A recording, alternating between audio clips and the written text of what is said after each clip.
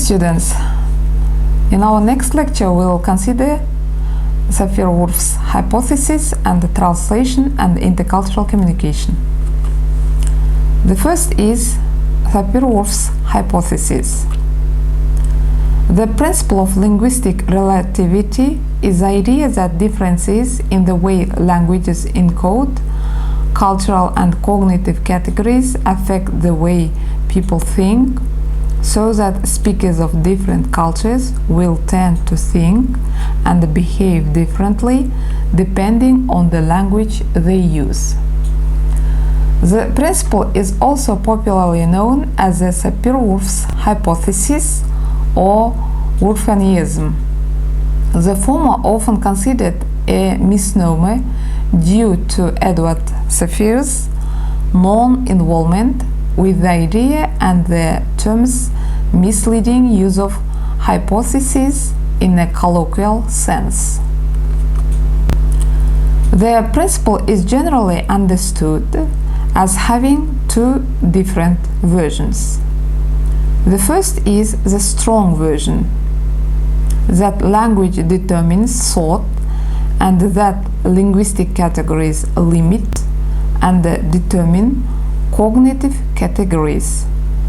And the second is weak version, that linguistic categories and usage influence thought and certain kinds of non-linguistic behavior. The idea was first clearly expressed by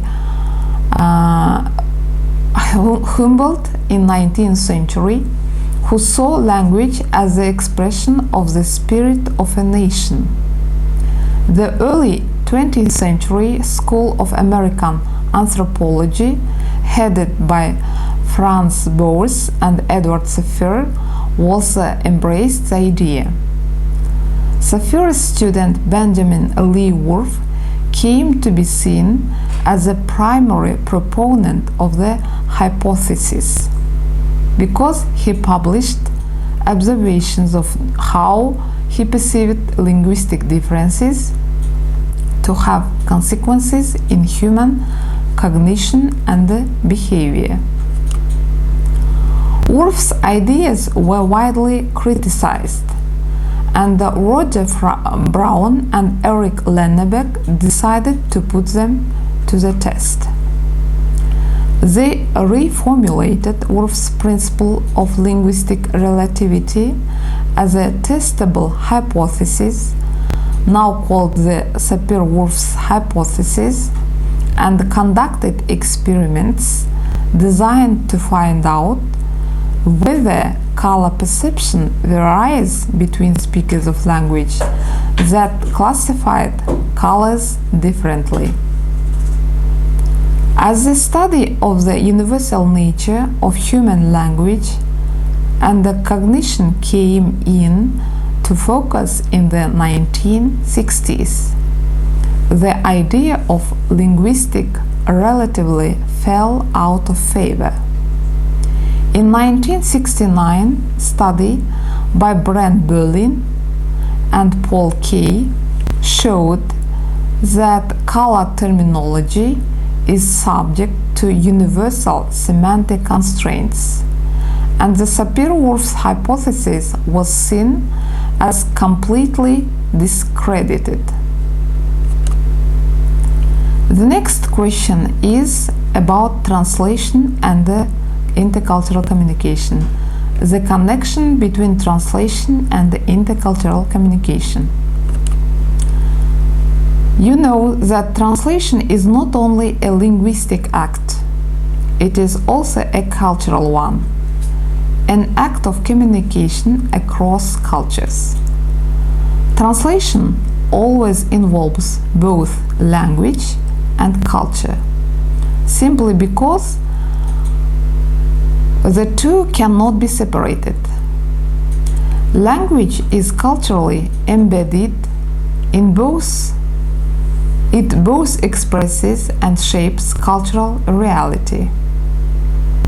And the meaning of linguistic items can only be understood when considered together with the cultural context in which the linguistic items are used. Translators should pay great attention to differences in kind and the degree of conventionalization in the source and the target cultures when translating a text from one culture to another.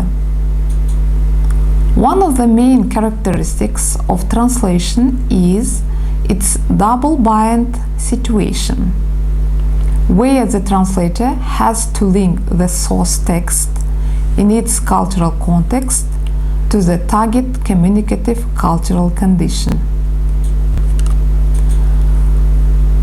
Translation in general is a process of replacing a text in one language by a text in another language. A text is never just a sum of its parts, and when words and sentences are used in communication, they combine to make meaning in different ways.